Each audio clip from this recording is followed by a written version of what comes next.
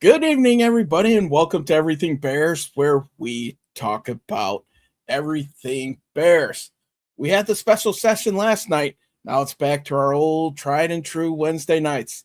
A lot of stuff to talk about, a lot of good news coming up after these messages. Mic check. Chicago check. Monsters of the Midway check. Every Sunday got the city on fire. Every episode taking Bears fans higher. Talking quarterbacks, linebackers, draft day dreams. Breaking down the game like a championship team. No hot takes, just football facts. Blue and orange faithful got our backs. From Hollis to today, we carry the torch. Welcome to the show. Pull up a chair on the porch. Everything Bears show. Bears, let's go. Everything Bears show. Everybody knows. Everything Bears show. From the lake to the road. Everything Bears show. Chicago, let's go. The Bears never sleep. And neither do we. Everything Bears show. Everything Bears show is off the chain. He's out of control right now. Buenos noches, Bears fans. Welcome back to the Everything Bears show. Your home for everything Bears. Thank you. Boys are dropping in. You guys are in here. Boys are in the house. But tonight, we got stuff we're going to be talking about. Good stuff for once. We're going to change the whole energy of the room here tonight because we've got guys on the mend. Guys coming back. And could we be getting healthy at just the right time before week one? Wedge, how you doing tonight? I'm doing good, man. I'm doing good. I was a little afraid I was going to, not quite have as much energy after such a stellar show last night. But you know what? I'm ready to go, baby. It's showtime. Yeah, absolutely. And what's a show without the official drink of tacos? Jarritos. Respect the taco. I'm rocking Mandarin tonight in case you boys can't see. Yeah, got the orange going. So got the orange. I'm still on my lime kick, and you can't see because of the green screen, but you can a little bit. They changed the color. Oh, okay. Like it's not green anymore. It's actually like it looks like lime juice, man. Yeah, but delicious still. Yes. The other day when I was out to dinner, they had a strawberry Jarritos, and I tried that. I was like, you know what? That's pretty good. Strawberry? Yeah, strawberry Jarritos, man. Wow. Gets a thumbs up from the old Wedge. I'm going to have to try that. I have not tried strawberry yet, and I love strawberry everything. Anywho, Darnell Wright. I think we dodged a huge bullet here. Yes. Okay, because I was kind of sweating that one like, oh, no. I don't want Darnell to be hurt this soon of the first week. It was a nothing. He's back out on the field, full participant. He's back. They must have been precautionary that they took him off the practice field just to make sure that nothing, snapped. Yeah. Let's check in with these guys real quick because they already got me going in the chat here. Toast, good evening. Hey, guys, Everything Jarritos show. And obviously, we had to respond. Respect the taco. Good evening, Noah. Welcome. Noah. Come on in. Find your seats, boys. Romy's checking in. He's dancing in the chat. Yo, what's up, boys? All right. We should do a Rivals Jarrito photo shoot. All right. Might have to try to figure this out with the help of AI here. So yeah, good idea. A Jarritos Bears uniform mashup kind of thing. Okay, I like where that could go. I think we have to go Mandarin, don't we? Yes. Okay. Yeah. We'll come up with some renderings. I'm like, oh wait, no, because our helmets and pants are Mandarin with the rivalry uniforms. All right. Slimbo, what's up? Ben Johnson has been in the lab all offseason, and the rest of the league is not ready for the project. He's about to drop on there. Ba-bam! He It's kind of funny to see in the preseason, isn't it? The plays that we are running are about as vanilla as they get, right? No 13 personnel. We haven't seen any of that. No. And it's all, he's keeping the cards close to his vest, as they say. Not going to give up any secrets. Not going to give anybody any tape to look at for preseason that they can pre-scout any looks. No. And it's just going to be the floodgates will open up, and poor Carolina. They're going to have to figure it out on the fly. Good luck. Sorry about your luck, Panthers. Sorry about that. Hopefully we don't confuse them with the Detroit rivalry unis. So. Ben Johnson is a certified football guru. And we're about to witness an offensive masterclass. I can't wait. I'm so excited. A toast, no funny poses. Aw, that was totally going to be part of it, though. Ezra laid back with one leg up. With the Jerry curl? With the Prince Jerry curl going? Oh, yes. Yes. Come on. Funny poses need to be allowed, Toast. Come on. Yeah. AC Adam, bear down, baby. Bear down. But yeah, so Darnell, no big deal, no problem. Wiped the sweat off our brows on that one. But Luther Burden, okay, now he's not participating. This one's a little tricky. He's running like solo drills out there. He's not running in team drills, and that's fine. Individual workouts is just as good. The guy's getting out there. He's chopping his feet, making his cuts, making sure that groin's okay to go week 1. He doesn't need to play this Saturday. Actually, I don't suspect many of our starters will be playing this Saturday. No, I don't think so either. Good old chat GPT. This is why, guys, we cannot let AI take over the world. No. A real world example, because I just typed in real quick, how many days until the Bears kick off? It's like 14 days. Let me break down the math for you. August 27th through the 31st is 5 days. September 1st through the 13th is 13 days. So a total of 18 days. So what is it? 14 or 18? It's 18, of course. Stupid chat GPT. Oh, okay. Yeah. Yeah. The whole AI thing isn't where they thought it would be yet. No, I don't think we have to worry about it taking over the world quite yet. Quite yet. Yeah. At this point, I think the world's powers were thinking it was going to be Skynet. We'd have T-2000s running around with liquid metal, but the thing can't even count 18 days. Mm-hmm. Yep. But it makes hilarious pictures, though. If you wanted to make hilarious images, AI's got you. Yeah. That's where it's at. Hey, we look pretty good in some of our outfits thanks to AI. Good job, AI. With that Absolutely. Type of stuff. Baller says, let's see. I'd say he's brilliant, but there's a lot of people in Wisconsin that don't like Ben Johnson and call him bad names. Yes. I'm like, good. Mm-hmm. I've said this before. I'll say it again. If Ben Johnson's going to be the bad guy, he's going to be the villain. Sign me up. I'll be right there with him. Yeah. Emperor Palpatine. Fine.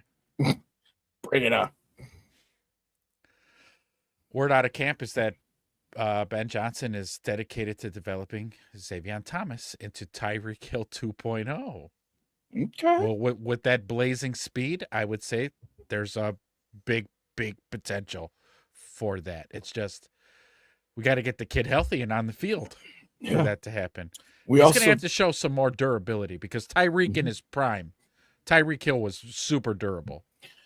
Hopefully Xavier Thomas can figure out his Tyreek Hill's off-season workout plan and then also be able to sign a pretty good second contract from all the kids that come from that workout plan. Absolutely. Where's the show? You're on it. Yeah, right here. You made it. Yes. Well, that half of the show is on the East Coast, And this half of the show is in the Midwest. So Tyrique came into the league at 5'10", at 191 pounds. Xavier is 5'10", 192 pounds, with the same blazing 4.28. 4.2. Xavier has bigger hands and a longer wingspan than Tyrique. Bears drafted a genetic clone of the cheetah. Hey, I like it. Interesting. Those are, again, Slimbo never disappoints. He comes in here with numbers. Okay. Yes. Numbers never lie, Chico. Facts. But Stu Dog, what's up? Bear down. What's up, Stu? Welcome. Love the avatar. Mm-hmm. Gav, what's going on with you? What's with your guy Caleb modeling that shirt? Is he a porn star? Yeah, you didn't know? He started in OnlyFans. Yeah. Let's see. What Xavier was a polished chunk play machine in the SEC, moving the chains against the actual NFL caliber DBs. Half of his catches at LSU resulted in first downs. Yeah, Bearlissimo does a great breakdown. Did a great breakdown on Xavier, which was a fun watch. Shout out to Bearlissimo across the pond there. Toast the Caleb pick shown around the world. Reminds me of A-Rod kissing the mirror pose. He won a WS World Series. Yeah. So fingers crossed we win the Super Bowl this season. Hey, I need that robot girlfriend. With the AI that you could turn down, so she's, it just has two settings, blonde or like redhead. And then you could just dial it anywhere in between. Ezra's like sandwich.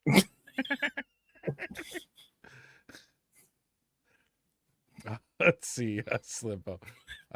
Ben Johnson's already installing the exact same full-speed pre-snap motion packages for Xavier that Andy Reid used to break the league with Tyrique. Really?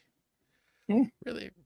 Roman Burden drawing all the attention on the outside. Xavier is going to... Whose phone is that? Whose phone is that? I don't know. He's rehabbing. Trying to do yes, he's rehabbing. I'm trying to do my best Ben Johnson impression with the phone going off. Shit. Okay. With Roman Burden drawing all the attention on the outside, Xavier's going to completely gas single coverage over the top. Randall L told him one simple thing: just go. Yes. I mean, honestly, with this wide receiver room, and I know when the Packers fans come in here later, they're going to laugh all they want at us. With this weaponry in the wide receiver room, and even in the tight ends, like, each weapon's going to draw attention from defenses. It's just going to be whatever the defensive coordinator that week decided who they were going to try to eliminate from the game plan. They're either going to say, we're not letting Colston Loveland beat us. We're not letting them. So then they do everything to erase Colston Loveland from the game plan. That's fine. Because we got Rome, Luther Burden, Xavier, Sam Roush, Cole Kmet. We got two badass running backs. Yeah, just where are you going to go? Where do you want to stop this week? Either way, good luck to you. Stutesville, the running back coach, said something like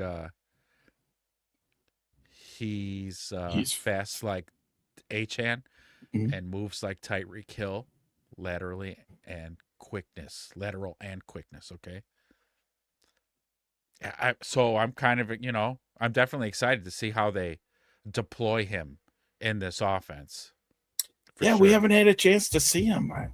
I'll be curious, man. I don't know if we're going to see the starters. I know we started talking about it.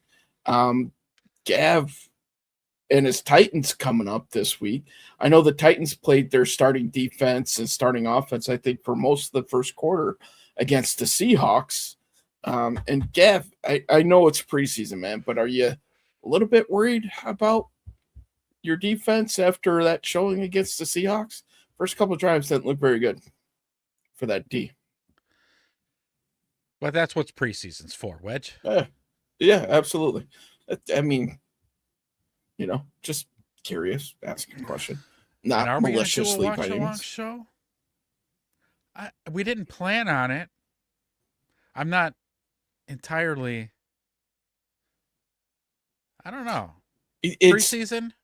Tougher for us to do that for the simple fact that I think this one's going to be on NFL Network, and we got to try to be able to stream it in the studios that we have set up, and not set up to do that exactly right now. But moving forward, if it's on like a primetime station, regular station, might be able to. If we ever reach 500 subscribers and we are eligible for making any kind of monetization, we would put that money back into the business, and I'd put a TV like right there, so that we could do watch parties. Yeah. And maybe if we get to 500, should we do like a jersey giveaway? Ooh, we never talked about this. We kind of never really thought about it. I don't think we thought we would make it this far. I'm sorry. Let me rephrase that. When we make it to 500. Oh, not if, because we're well on our way. Thanks to all these beautiful people out here right now. Yeah, we've really been, this thing has been growing like crazy because you guys show up and you chat and we interact and this whole thing. It's been magical and we enjoy it because we love talking Bears. Everything Bears, actually. We don't talk Cubs. We're not going to talk Bulls. We didn't name the show Chicago Sports, whatever, because we don't do Chicago sports. We do everything Bears. Right. 24 hours a day, 7 days a week, 365 days a year. It's Bears. Bears. We didn't take any time off during the off season. We were cranking out 2 shows a week, weren't we? We did. We kept the schedule going. Dedicated we are. Yes. That is. It is. Slimbo. Tyrique was a kick returner out of West Alabama until Andy Reid weaponized his speed. Xavier has the exact same compact frame at 4.2 laser timed motor and ran actual SEC routes. You're hyped on Xavier, Slimbo. Yeah, you are. He's hyped. Ready. Getting me all wanting to run through a wall for Xavier right now. Let's see. Ben Johnson implementing the exact same deep choice option tree that made Tyrique unguardable in Kansas City and Miami. Xavier gets to look at the safety, read his hips, and hit the gas. Oh, it says live in 3 minutes? We've been live for 18 minutes, according to Command Center here. We went live right at 8. Well, so thank you for letting me know. I have to, Wedge, take the comments while I double check it here. So Slimbo saying safeties have to drop deep. They'll be sitting in the front row of the bleachers. That means roll, burden, leveling, commit. We'll have plenty of space underneath, running wide open at 15 yards. Ben Johnson did stay in the lab all offseason to run jet sweeps. He's taking Xavier's 4.2 speed and designing deep choice lightning strike option routes. Slimbo, Jot, take it at you. The exact same vertical rules Andy Reid used to morph Tyreek Hill. With Jalen erasing wide receiver ones and L. Harris hyper-developing Dylan Thieneman, Malik Muhammad have the perfect blend of elite veteran shutdown and high upside rookie ball hawks. And if Jalen Johnson is fully back to his lockdown ways, L. Harris works his developmental magic on the rookies, the secondary is going to be okay. It sounds like we're getting a little bit healthier back there too. So,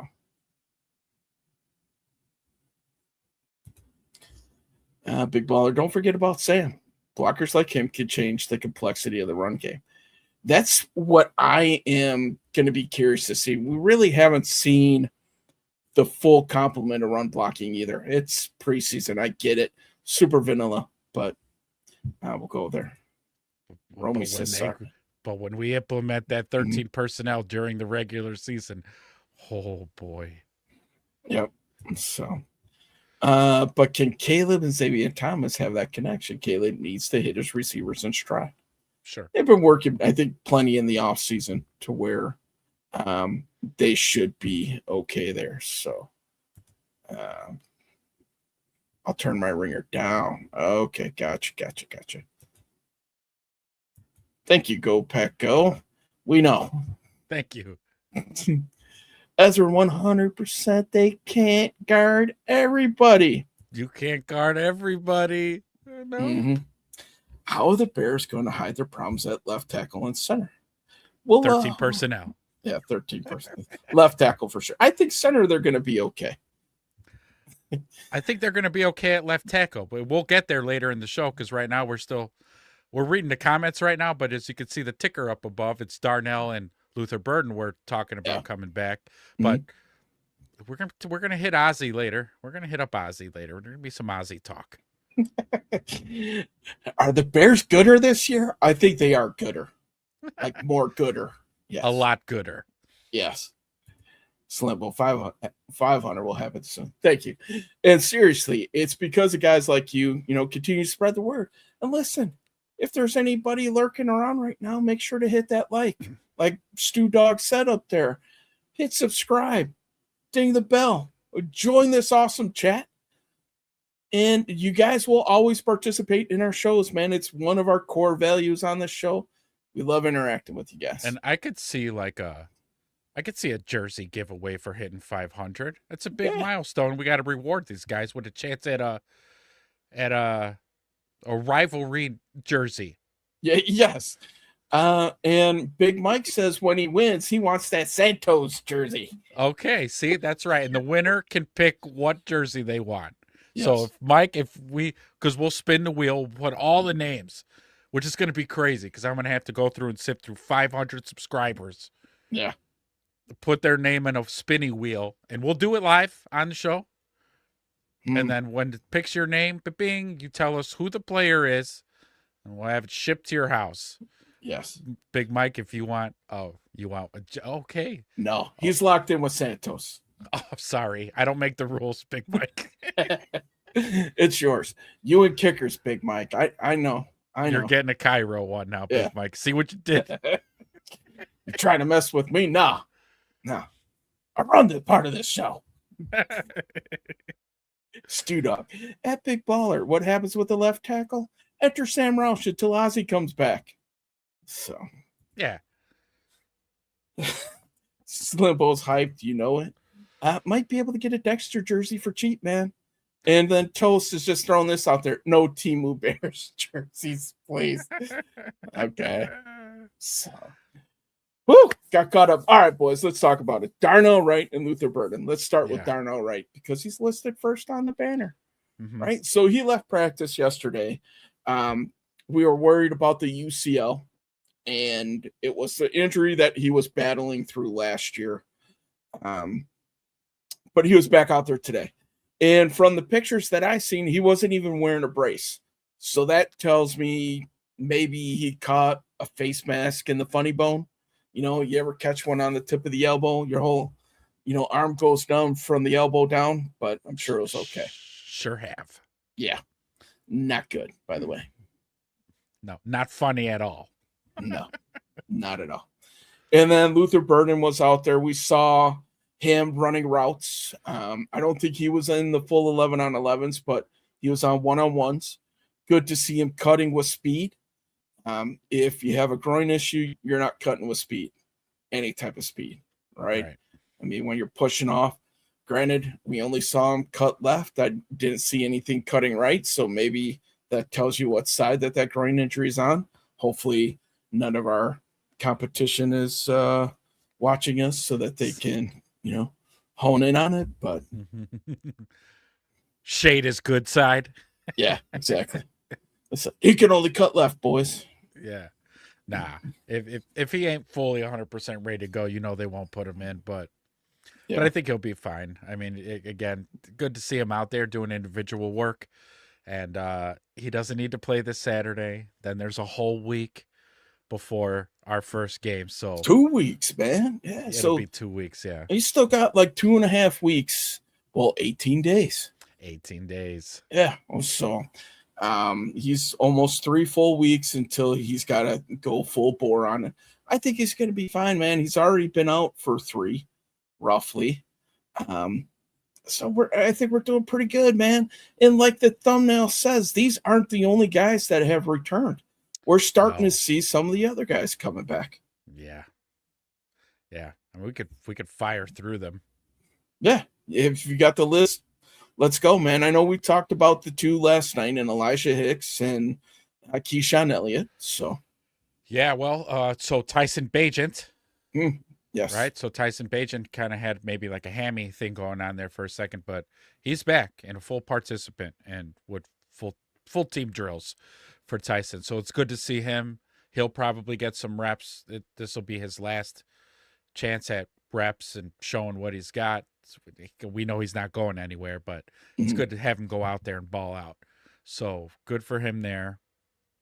Tyrique Stevenson, my boy, my dark horse, is Tyrique Stevenson. This young man needs to have an excellent season this year, and staying healthy is a big part of it. So we haven't seen him in 2 weeks, wondering what the hell's wrong with him. Nobody's even asked. No. Nobody's even asked. Hey, where's Tyrique? Is he still with us? He's week to week. But, well, that's because we were so used to him being in the doghouse last year that we knew that was a sore subject. Yeah. So I'm sure Tyrique is like, thank God there's I don't even want to say his name, that situation, because it takes all the emphasis off of me, and I'm not the one in the doghouse anymore. Yeah. There's somebody else there. But to have Tyrique back and running team drills, excellent. Good for him. Good for the team. It's good for all of us that he's back on the field. You mentioned last night Elijah Hicks, Keyshawn Elliott. They're back, so that's good to have them running team drills. So yeah, the boys are starting to come back, and we really need it. We really need it because it was getting grim for a second there, like they were just dropping like flies, and it's like, oh no. But no, to have these guys coming back, this bodes well for a week 1 being at 90%. You know. Yeah, it's like we said before, man. The team's getting calloused now. We've only lost really 2 players to major injuries. One of them was a starter in Kobe Bryant, obviously, which is the one that we think about right away because he's going to be out 4 to 6 months. And it was a big piece of this defense. The other one, Nefi Sewell, he tore up his knee last week. It sounds like he's going to be out. So he's probably going to get waived with an injury designation, most likely. But we're starting to see with these guys coming back, it's giving us a little bit more insight on how this 53 is going to shake out. So, guys, this is the last show before roster cutdown. We will be talking about it Sunday morning. We'll technically have a show before the official roster cutdown, but before we talk about it, next Sunday, by 5 o'clock, the Bears have to get down to the 53. So take your notes, like we talked about before. Be prepared to talk about who's going to make this 53, because we're going to give you our takes next Sunday. Next Sunday? This Sunday. This Sunday, yeah. Yeah. So, yeah. Big Mike Santos did kick that 59-yarder this week. In practice? I guess. I didn't hear about it, but I trust Big Mike's word. Mm-hmm. He's on Twitter an awful lot. Practice. So, practice. Stu, man up, dude. Ooh, I can't wait. Like, I'm giddy with anticipation. My stomach is in knots. Waiting for Carolina. I'm like salivating. Maybe I shouldn't be setting myself up for such heartbreak, but we're gonna pounce on the Panthers. Destroy. Yeah. All camp. So let's talk about this real quick, and we'll get back to the injuries. So Stu was saying, can't wait for the season. All right, boys. We'll talk about it a couple times coming up, but we're fans just like you guys are, right? obviously, we normally go live on Wednesday nights, but Wednesday coming up here, which is going to be the 9th, is the kickoff, NFL kickoff between Patriots and Seahawks at 7:20. So we're talking about moving the show from Wednesday to Tuesday. All right. You guys can let us know. If you guys would rather watch the game than watch us, we understand. We get it, man. But if you guys want to do like a pseudo watch party and have the show going on Wednesday, we can figure that out too. But we've been kicking around the idea of doing a little schedule change. So let us know what you think. Yeah. My vote's for the Tuesday show. Or else I'll have to buy that TV early. I can't afford the TV yet. Yeah. But no, I'm trying to influence the guys. Because Wednesday, it's opening kickoff, like starters. Patriots Seahawks rematch. You don't want to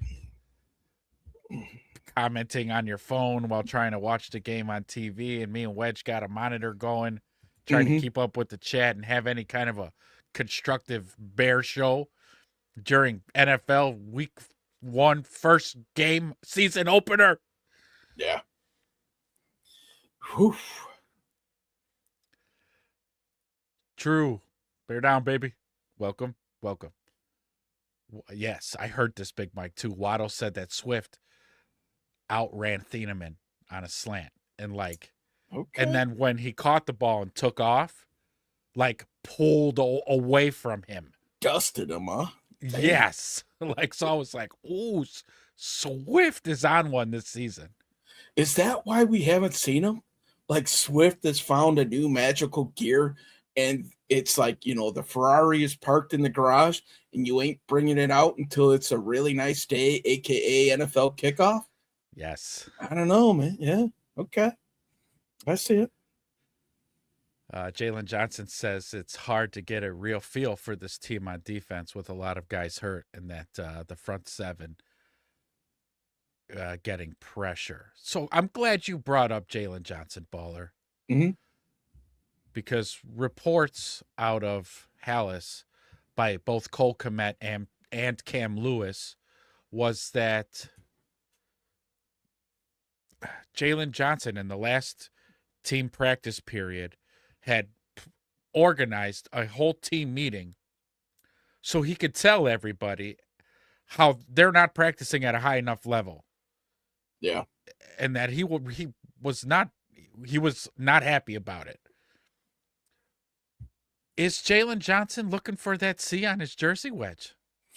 You know what, man? So we were pretty hard on Jalen Johnson last season, not going to lie. The leadership we didn't feel like was there. He was rehabbing away from the team. And we even kind of said it during the season last year, man. It looked like he missed being part of this team. And Ben Johnson called him out, man. He's like, oh, I really don't know. It was him and Kyler Gordon. I really don't know these guys because I haven't seen them on the field enough to see what type of competitor that they are. Yeah. So to me, this is a good sign because during the Flus era, Johnson did wear the C. He did not wear it last year. No.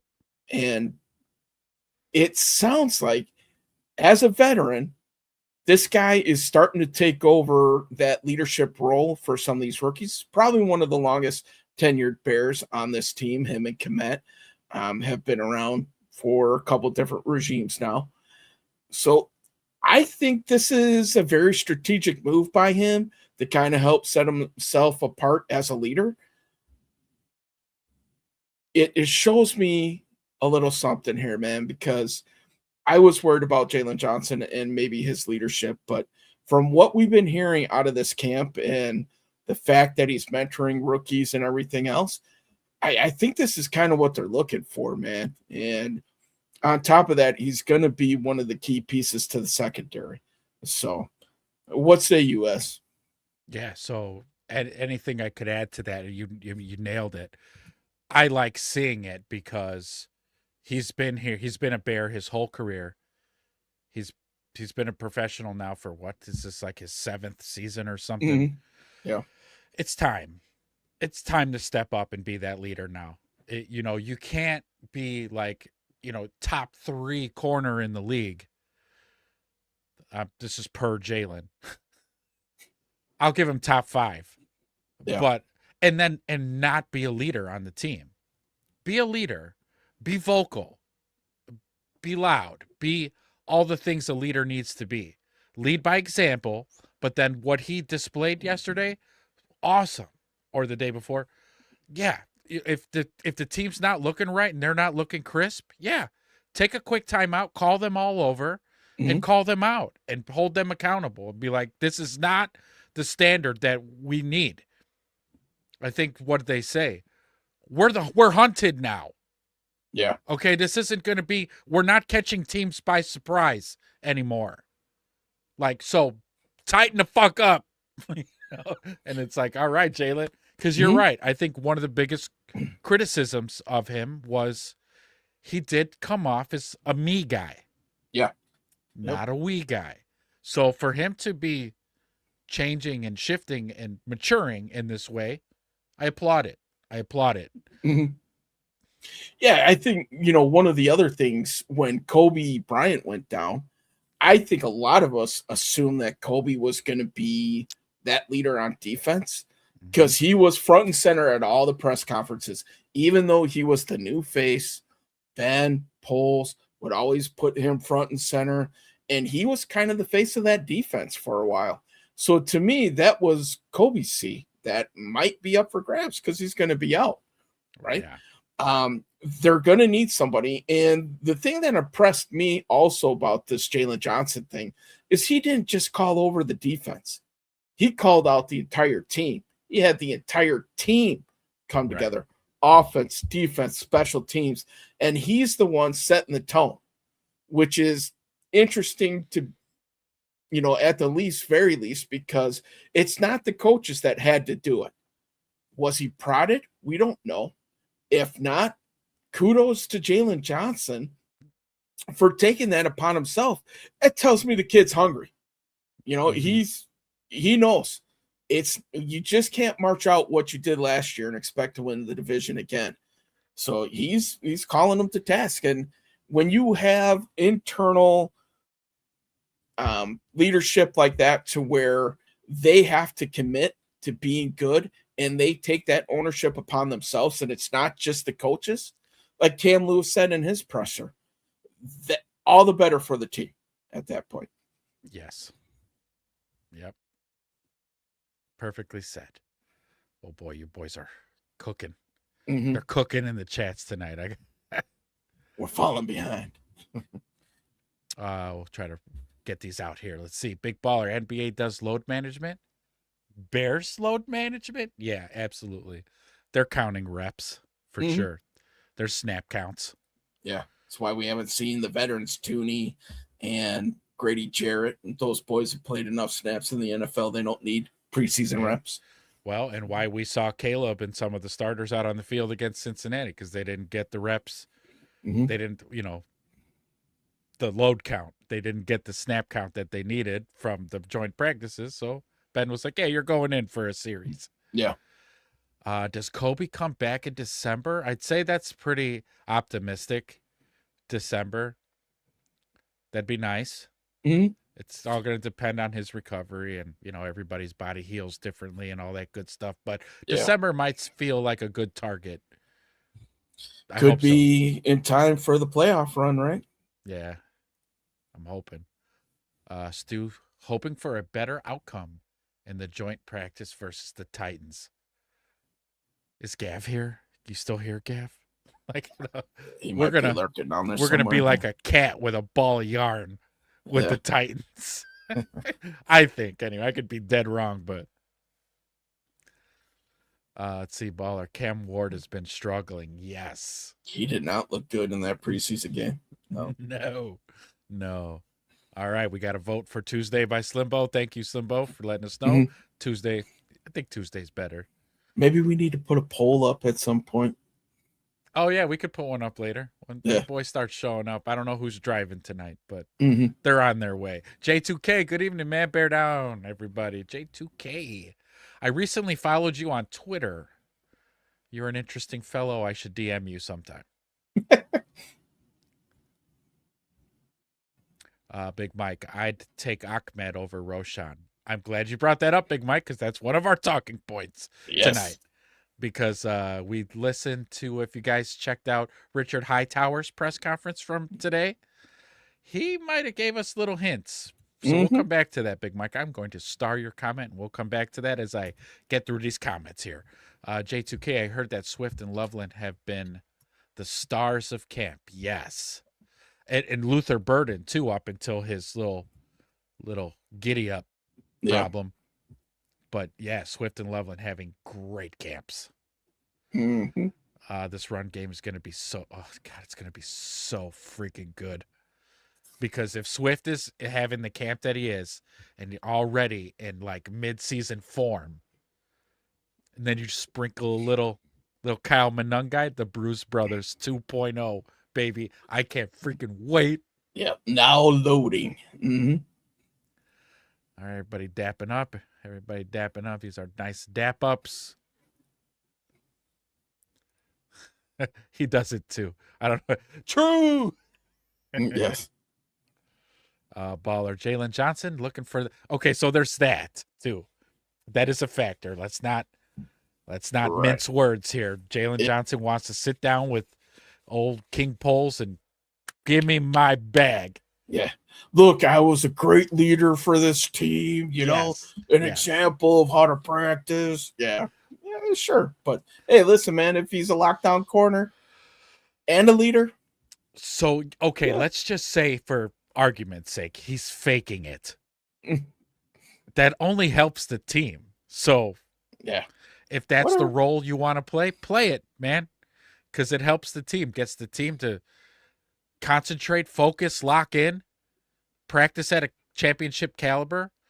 And but I think he should feel it genuinely. He's a God-fearing Christian man.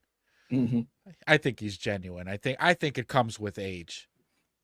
He's working on now his second NFL contract. Yeah. It's time to grow up, mature a little bit. Hell, he's probably got a lot of these young kids calling him Unc. So it's time to be a leader. Yes, but there is money involved in this as well. So yes, I really hope we get Lockdown JJ this season. I think we're gonna because of he frustrated Jamar Chase in their joint practices because Jamar couldn't get the ball because JJ was on his ass. So I think we're going to get that version. What, do you want to take some of these? Yeah, I love JJ as a player, but he didn't deserve to wear the C in the past, especially last year, man. Like I said, man, we were critical of JJ, and I'll be honest with you, I thought the same thing. Like, I thought his attitude stunk. Yeah. You know, the whole nine, man. And this year, we're starting to see a little bit of that turnaround. We saw it starting in that press conference where it seems like he was taking some of the ownership of maybe some of his shortcomings as a teammate. It's the first step, right? It's admitting that there's a problem. Correct. So, Big Mike was saying JJ was on Shannon Sharp's show and said, it was nice to have a coach that can manage games. Who could have he been talking about? So I watched that today. It was a good interview. And yes, he did say that. Yeah. A $30 million plus bag used to be QB money. Now that's CB1 money. Yeah. They brought that up on the show too. Yep. So Steve is saying Porter says he wants to play with Parsons again and will be epic. Parsons is better than TJ Watt. That's one of those players that the Bears are rumored to be on too, just like everybody else. Joey Porter. So, which we'll see if he even gets traded. I don't know.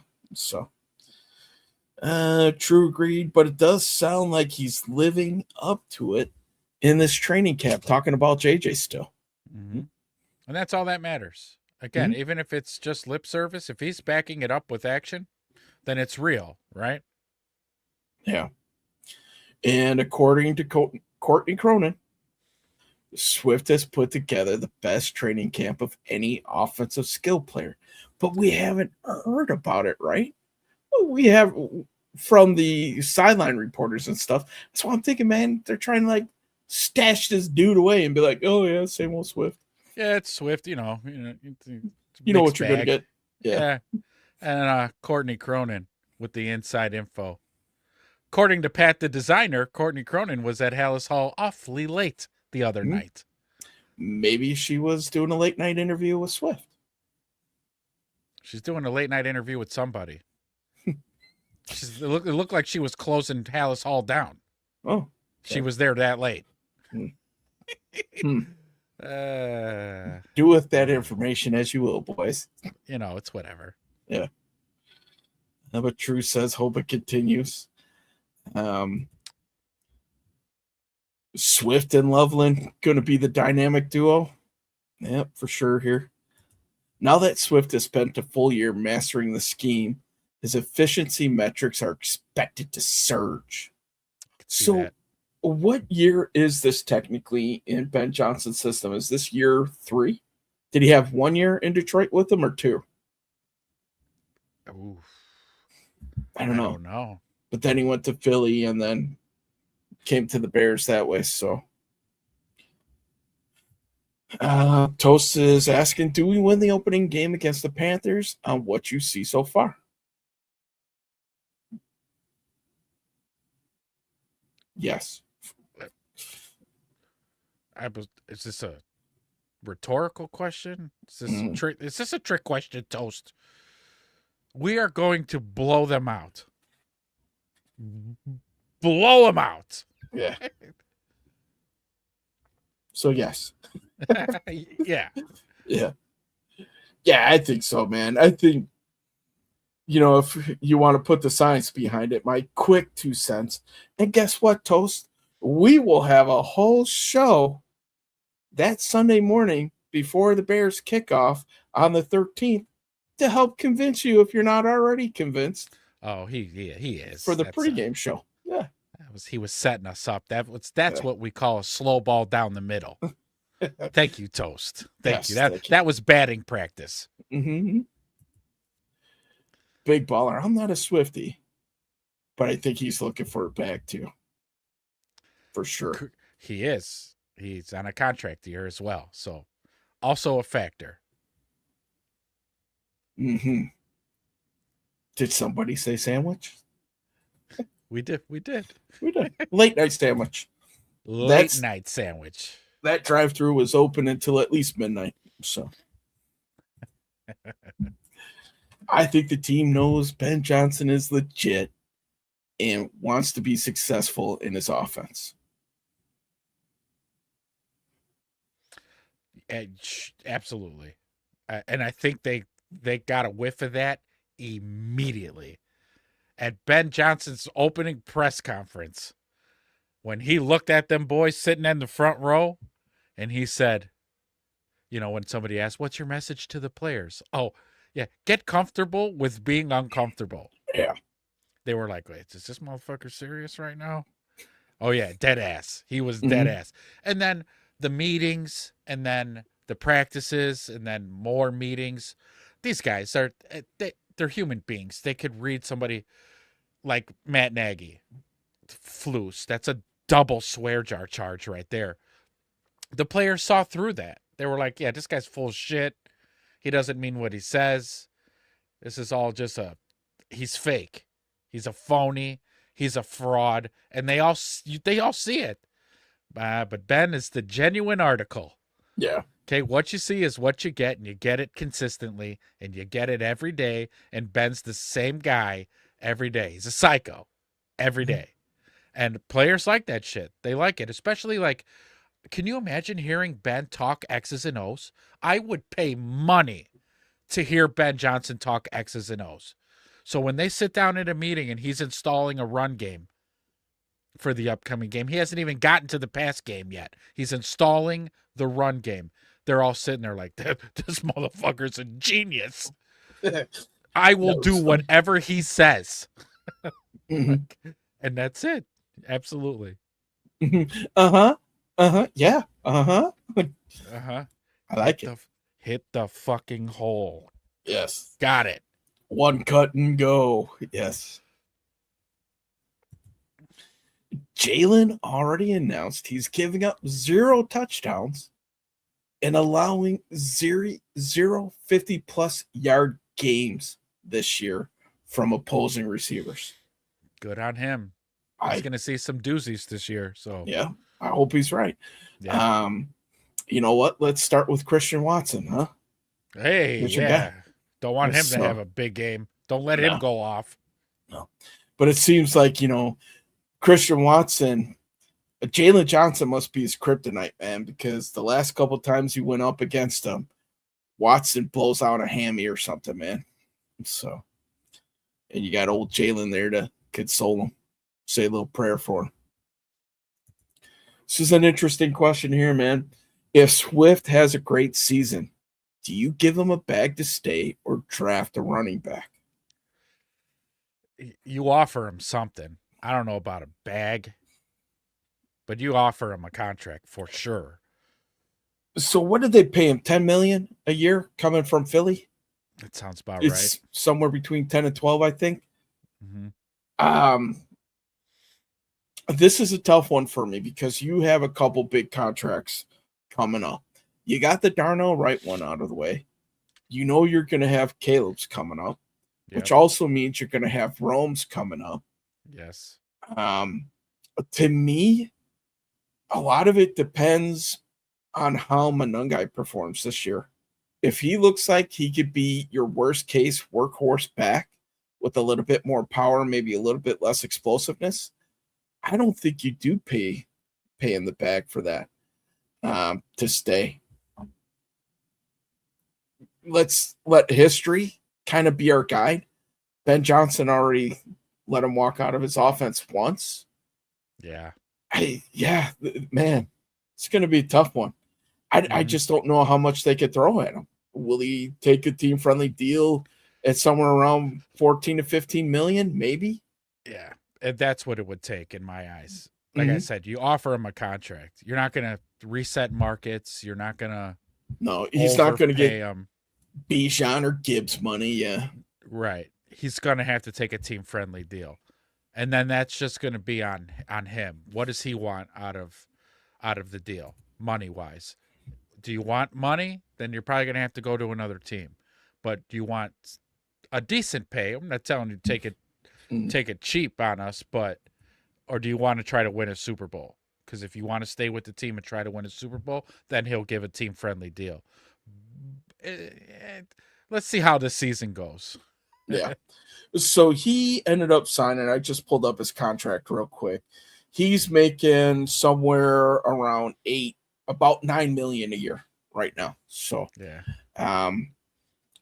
do you bump it to 12? 12, I think, might be feasible. Anything over that for a running back that is starting to get closer to that 30 mark? I don't know. He's 27 right now. In 2027, he'll be 28. Is the stigma of the 30-year-old running back still out there? I think it is. Sure. Yeah.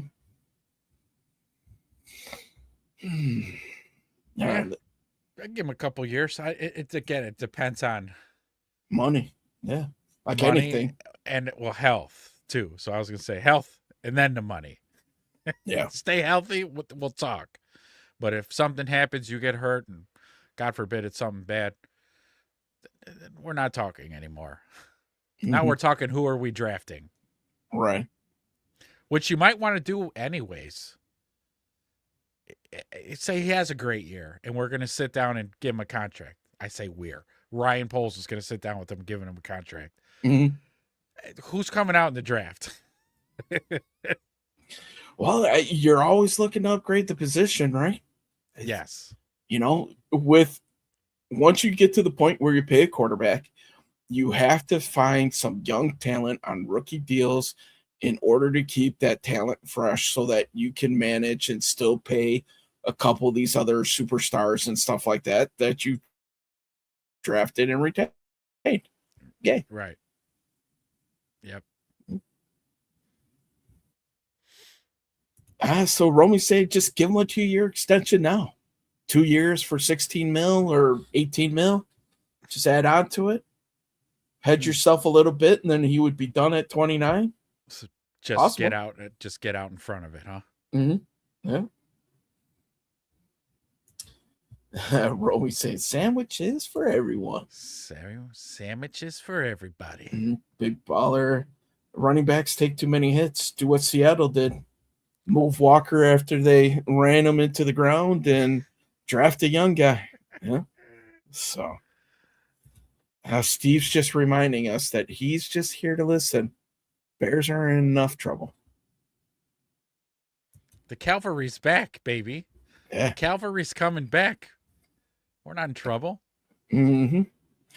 Big Baller says spend that money on a good D tackle so we could get teams in 3rd and long. So, and are you sleeping on the Bears, Steve? Come on, man. Yes. I'm with you on spending free agent money to fix the D-line. We need immediate upgrades. Well, we see how this whole Big Dex trade rumor shakes out. Mm-hmm. Yeah. So the contract was 3 years, 24 mil. Yeah. It was backloaded a little bit. I think he's making 8.8 this year. So 2-year, 20 mil with 10 million average would be fair for Swift if he's going off. So see if he takes it. Mm-hmm. And then Green Bay might be without their running back for 6 games.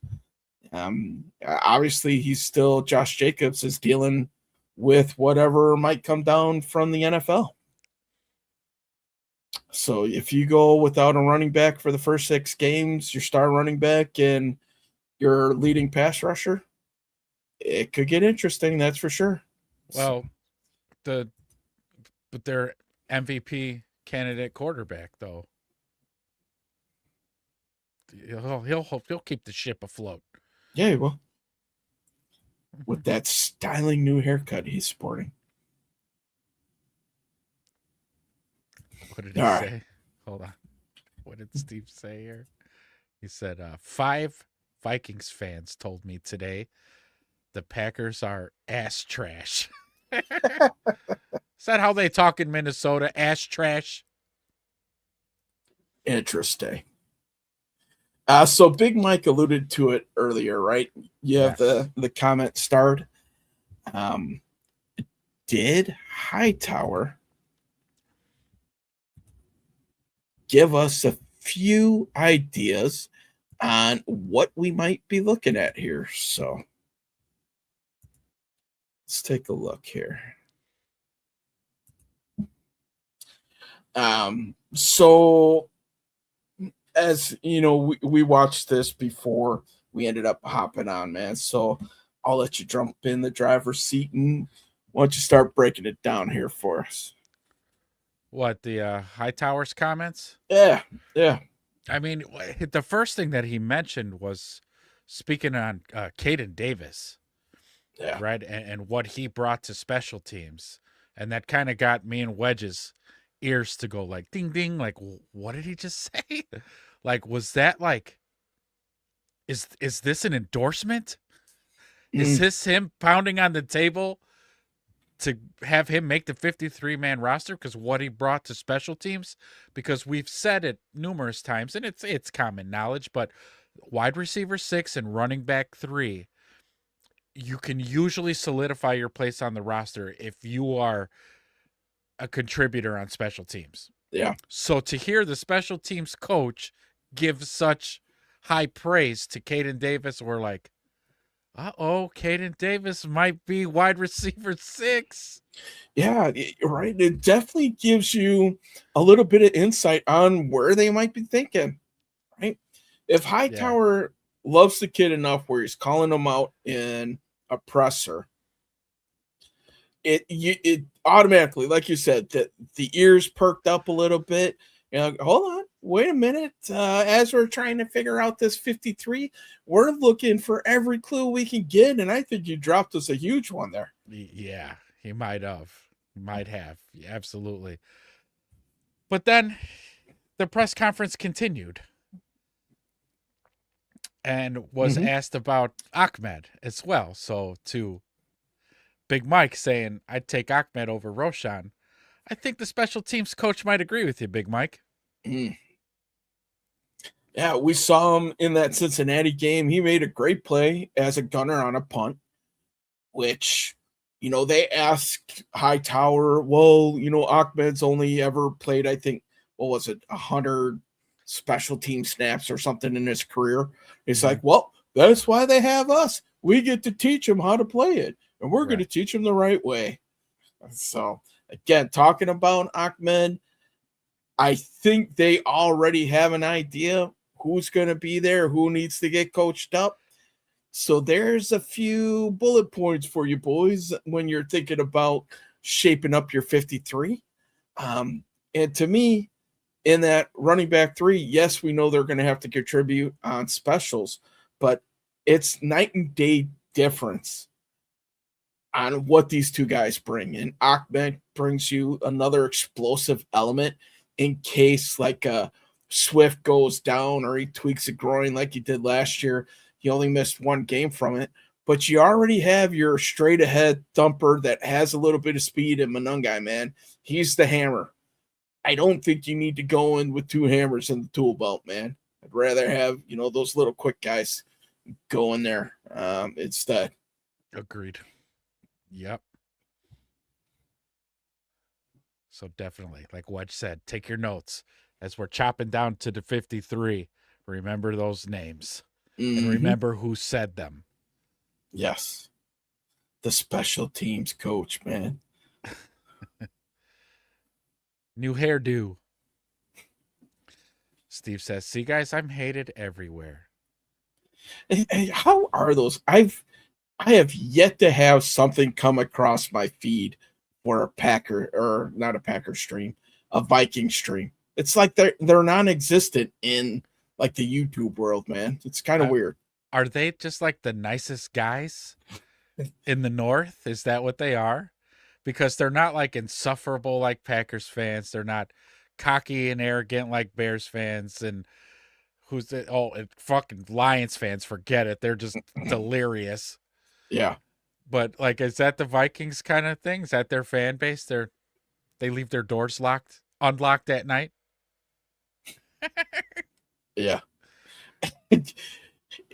I don't know, man. So I'm curious to see what those chats are all about up there. So a boot. And again, so we've been doing the show for a little while, not too long, but we've had Lions fans come through here. We got Packers fans come through here.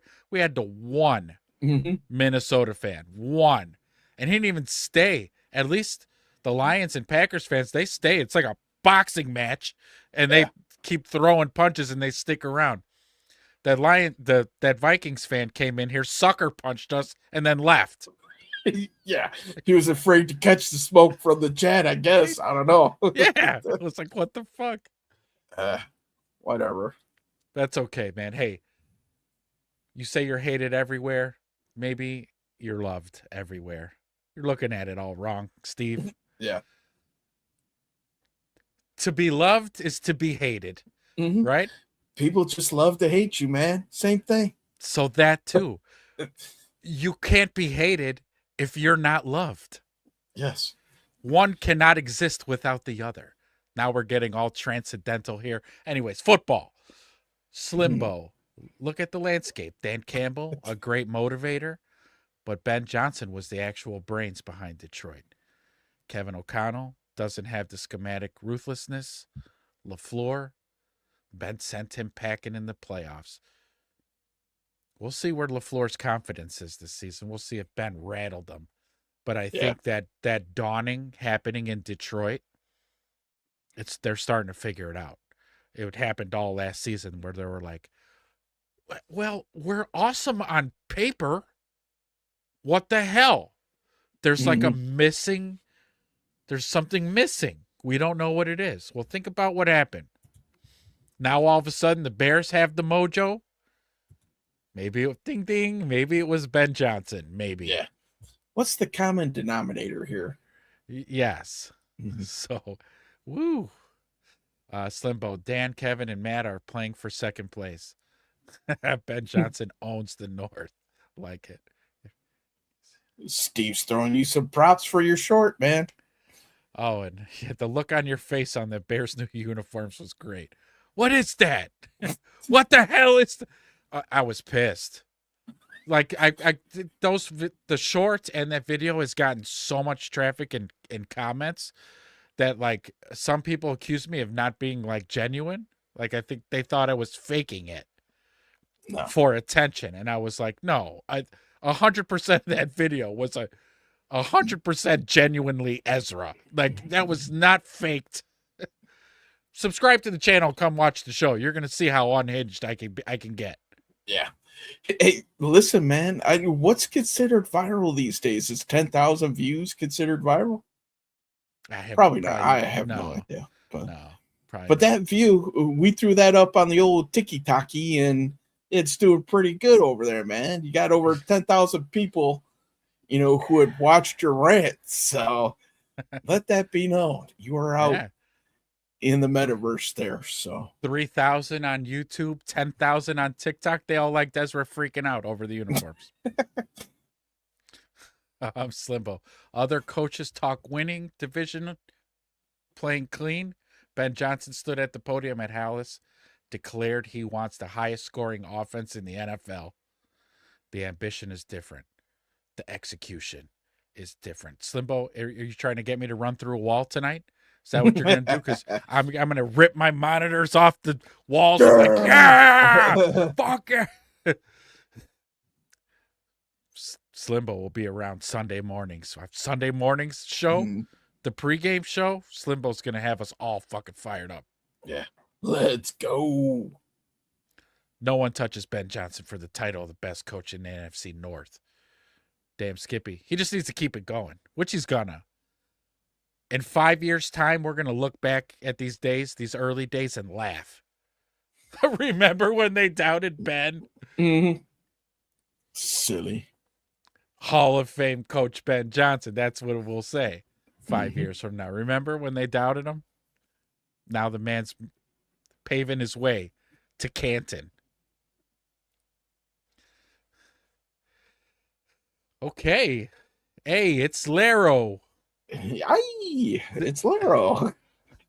Thanks for joining. Bear down. Thanks for joining us. He says, let's see, with Johnson's history of being injured, Jalen, cut him and keep Ahmed. Oh, Roshan. Roshan, yes. Too many damn Johnsons on this team. Yeah.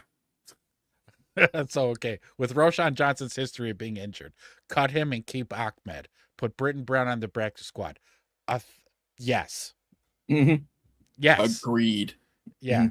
When we do our show on Sunday, the 53-man cut down, I'm going to remember this comment because I will probably read it verbatim in my mind. Because, thanks for joining. Thanks. Like, subscribe, hit the video, do all that good stuff if you haven't already. But thank you. Ding the bell, baby. Yeah. So you know when we go live. All right. We got a few more. Wedge, polish these off. Yeah. So Steve was saying that he watched a program where it said Europe doesn't want an NFL team. Okay. To come over there to play like they do is fine, but not permanently. Okay. I like it. Interesting. So Europe will let anybody come to their country and do whatever they want, just not the NFL. Yeah. Got it. Is the NFL bigger than Europe? It probably is. They're like, no, we're coming over there. And we're going to test this out when the Jaguars have to remodel their stadium. And we're going to put them over there for a year. That will be where their home games are being played. So, and you will like it. Especially when we pay you a bunch of money. Matt LaFleur seems different this year, man. Thinks deep inside he's butthurt by Ben Johnson saying he doesn't like him. They tried to ask Jordan Love about playing the Bears if there's extra juice in that game, and Love said nothing. Okay. Didn't want to give out any bulletin board material, maybe? Roschon is too valuable to special teams. He's the new Travis Homer. RB4 in the fourth phase special teamer. Huh. If he makes the team, that's how he's got to do it. Yeah. So you're saying put him on the practice squad? Put Roschon on the practice squad? Right? RB4? That's where he'd be sitting on the practice squad. And then at that point, Britton Brown goes. Okay. I will give it to Roschon. I would never have any problems with admitting that. I won't call him a special teams demon because that's Josh Blackwell. But Roschon's an absolute very good special team player for sure. It's just what he brings to our offense it's vanilla at best. He's not taking anything to the house. Yeah. He's a one-trick pony. I mean, even in his rookie year where he had all the success, it was all because all of his carries that he scored on were within the 5-yard line. It was just straightforward.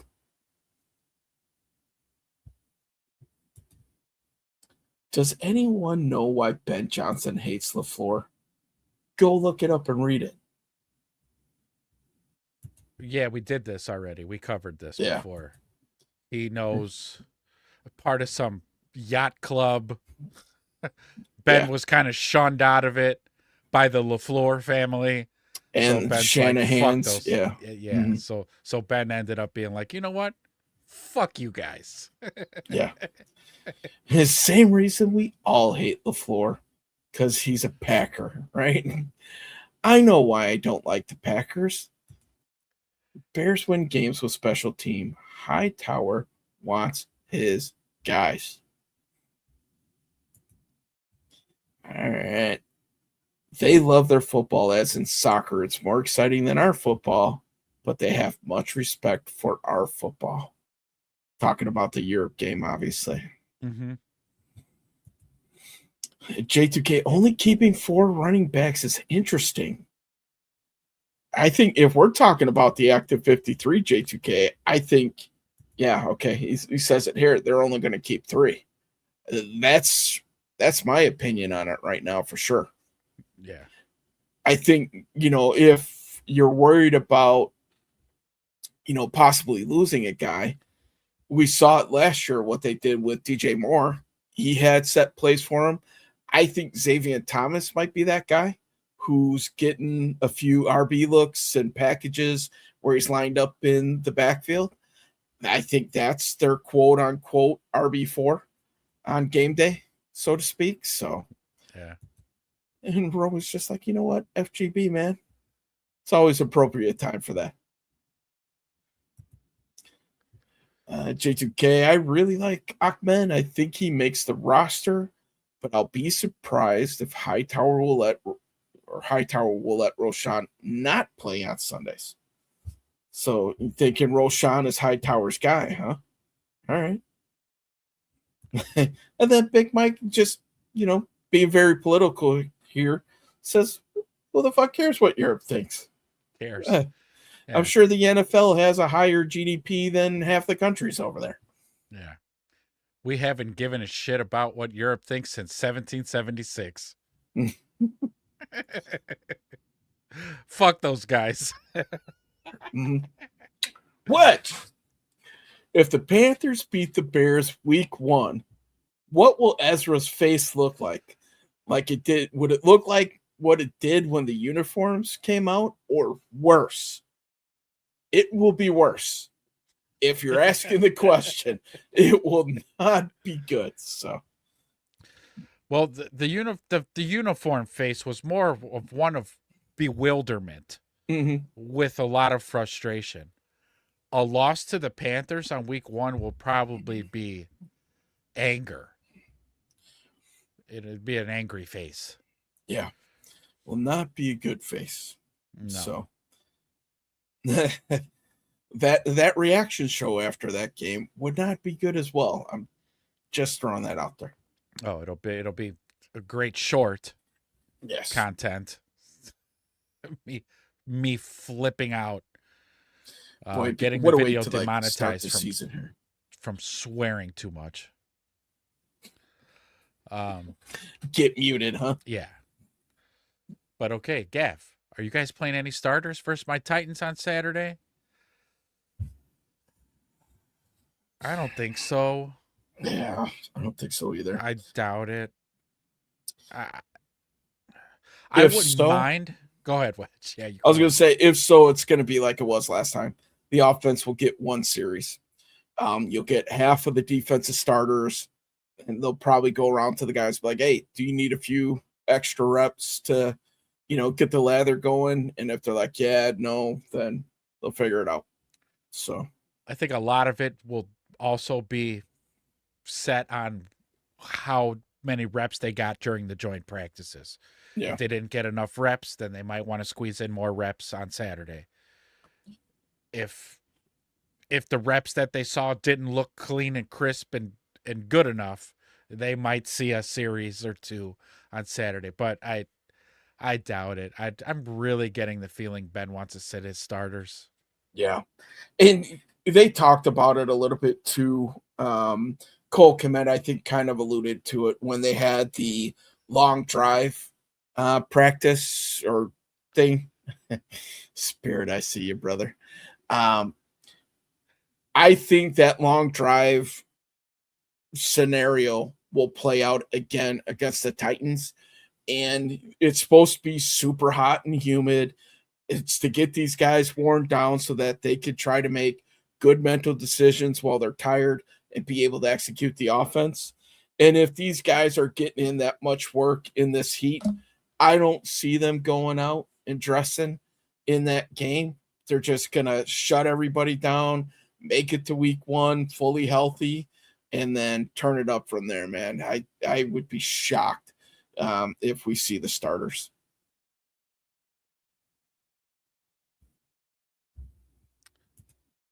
Is there really a need for a third preseason game? Seems like the coaches really like the joint practices. You look at it, man. Ben has come out and said it. It's a controlled environment for these guys, right? If you guys are watching Hard Knocks, Mike McDonald says the same thing for the Seahawks. They like the joint practices. I know Sam Darnold was talking about it. I just watched the new episode before getting ready for the show here. They just like it a ton better because you could practice certain scenarios. You could kind of dictate the looks that you're going to see. You can dictate matchups and things of that so that both teams can get the work in. Yeah. And it's just they take full advantage of that, man. So could the third preseason game go by the wayside? If it does, I guarantee you, J2K, it will get replaced with another regular season game. It's just a matter of time, man. Yeah. It's not about the money, dude. It's about the money. It's always about the monies. Yeah. Exactly. Steve's saying if the Bears put Kenan Davis on the practice squad, he'll get signed quickly by another team. Probably. Mm-hmm. Spirit wants to know what did you think of the uniforms? Well, no, I was about to start. They're hideous, Spirit. In my opinion, this is just Ezra's opinion. I don't want, again, because I've gotten a lot of flack in the comments section. If you like them, that's fine. It doesn't mean I don't like you because you like them. If you like them, I think they're disgusting.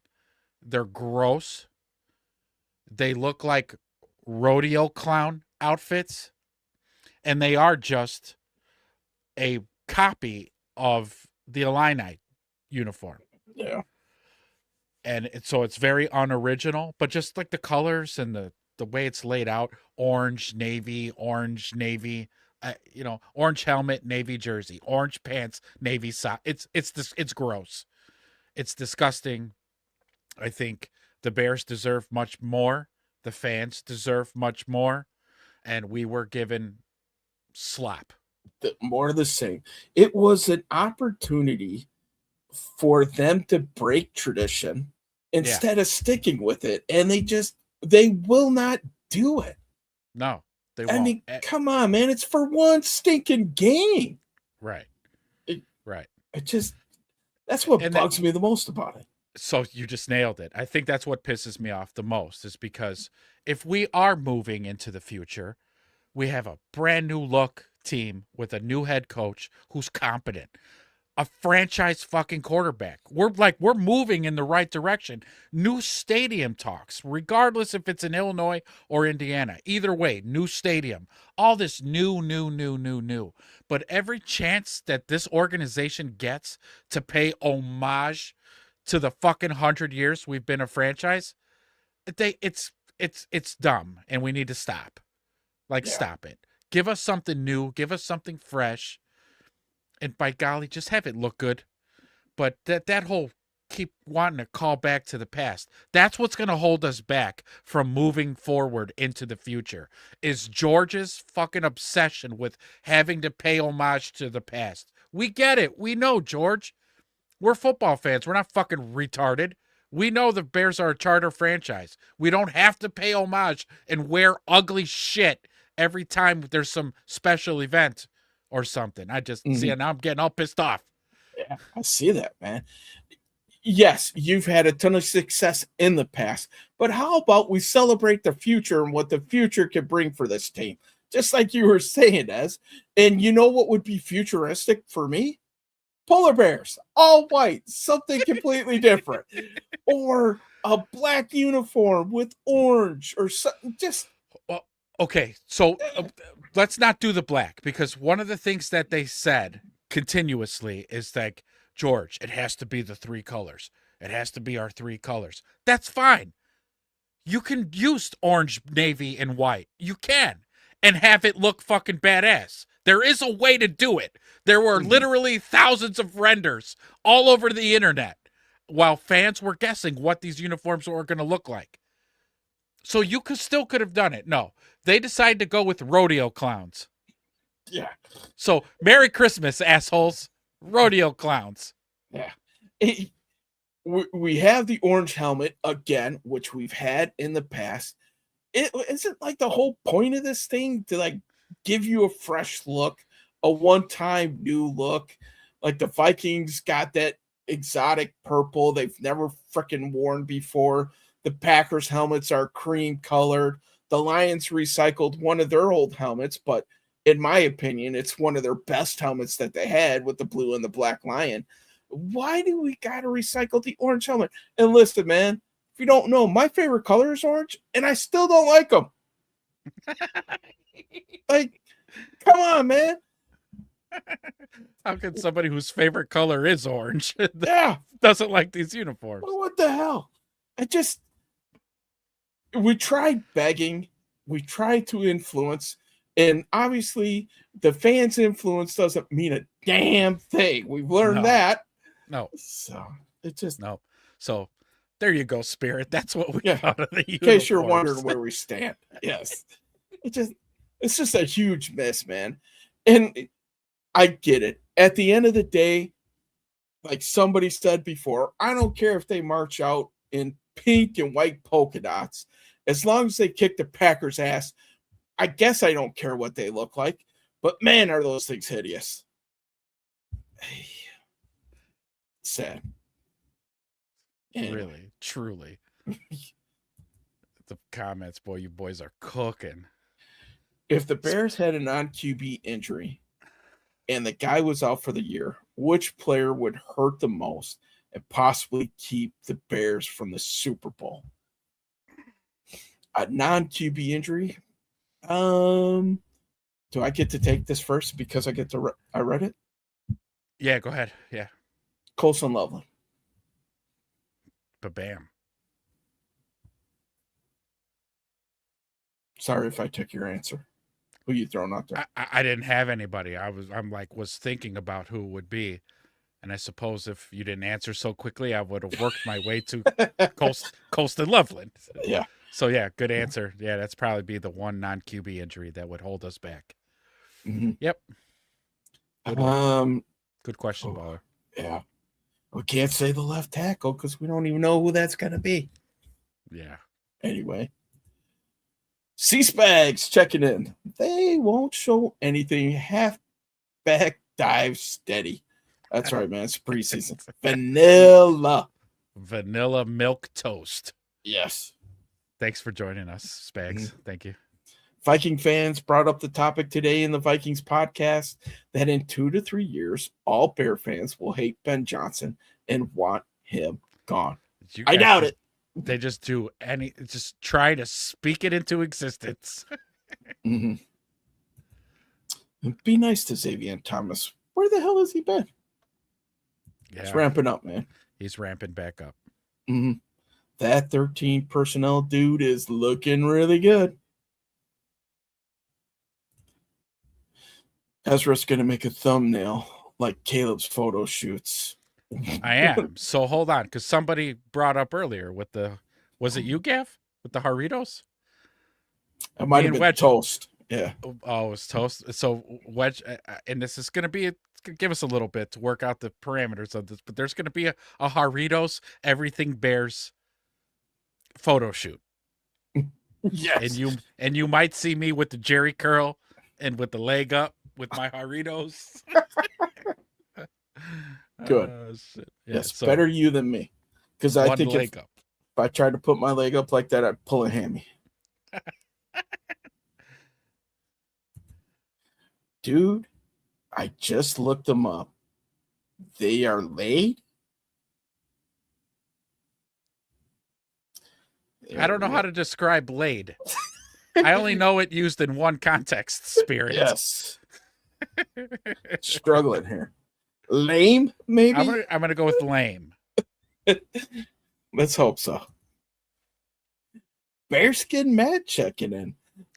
They will announce that they're moving to Hammond, Indiana on the day that they're wearing those uniforms. Just to put the ultimate bad juju on those things. Just twist the knife. Just get it in there and twist it. So, facts. This probably will happen. On Christmas Day, we're announcing the Bears are moving to Hammond. It's been finalized. We signed the papers. Merry Christmas, rodeo clowns. Yeah. So let's dive a little bit deeper into this uniform thing, right? The behind the scenes stuff. So I'll let you get to Kwani B in just a second on what he was throwing out there, but we had talked when that video came out, the tease video for these things, and you saw the reactions from the players as they're walking by them. Yeah. When they were doing the photo shoot. And that conversation that we had, man, you want to let them know kind of what we were saying with that, the reactions that we saw? Yeah, I mean, we were just reading their reactions. They were, not all of them. TJ was really happy. He gave me hope. But Kyle Monangai, when he was walking and then you saw him, he eyed them. And you could immediately see his face. He was like, these are not them. Yeah. There's no fucking way. We're getting pranked, right? There's always cameras around this fucking place. They're punking us. You just seen their reactions. They were not excited about it. No, to all of them. Rome was about the only one that I was like, okay, if Rome likes him, maybe there's hope. But yeah, everybody else just kind of side-eyed him like, you for real? It was not good. So no. So, because let's keep this going because I got it pulled up. I want you to guys. I know you guys remember Jaquan Brisker, okay? When he saw the uniforms, he tweeted. And let me just show you. It'd be easier if I show you than I try to explain it. So let me share my screen real quick. Just take a second here. But he said something on here that was very, on blast. So here he goes. Here's the original tweet right here where he says, Syracuse orange-ass jerseys. Laughing his ass off. A whole bunch. And then somebody decided to take a jab at Jaquan and was like, damn, somebody's feelings are still hurt. Mm-hmm. Okay, like, oh, take that, Jaquan. And Jaquan goes, oh, no. It's just a joke. Don't be sensitive. Y'all don't want me to show you what y'all players are actually saying, but I'll stop here. So Jaquan obviously still has friends on the Bears. They're still buddies. And they've already texted him and probably had said, man, these clown rodeo ass uniforms, man, they got us wearing on Christmas on all days. My whole family's going to be watching. It's embarrassing. I would love to see, and I commented to Jaquan, which he paid me no mind, where I was like, oh no, Jaquan, do tell. Yeah, please. I'm curious to know. Mm-hmm. Truth took the gloves off here. I wish we were practicing with two good teams instead of the Titans. To which Gav will say the Titans have a top 8 defense. All right. So there's, we'll see, man. Jay Grizz is checking in. He's a little late to the party, but he's here now. Man, I missed the bat signal for the show. That's all right. You're good. You made it, though. That's what's important. You made it. Yeah. Sorry I'm late, peeps. It's all right, Jay Grizz. You used up your pass, so we expect a little bit better from you from here on out. A little more punctual next time, okay? Mm-hmm. Big Mike's letting us know how he feels about these unis. The uniforms are ass. Adidas should sue them for copyright stripes on the sleeve. Yeah, because they fucked around and made them vertical stripes. Yes. Ugh. Hence why we haven't won a Super Bowl in over 4 decades, as he's mad at you, man. No, he gets it, I think. He understands the premise of how are we going to move into the future if we want to keep bringing in the past shit. Hence why we haven't won a Super Bowl in 4 decades, because they want to keep bringing up old shit. This ain't the 1920 Bears anymore. This ain't even the 85 Bears anymore. I'm sorry. And that was in our generation. We grew up with that, right? It's a classic. Their best defense in the NFL history. Like, all these good things, but we don't have to pay homage every fucking time. We're going forward now. Yeah. George, we're going forward. Give the people what they want. Listen, man, you finally changed and paid a head coach. Why can't we change the damn uniforms too? Yeah. Like, all together, one fell swoop. George just ripped the Band-Aid off.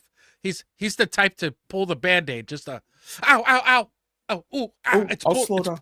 Yeah, it's pulling my hairs. Ow, ow, ow. No, just rip the shit off. Yeah.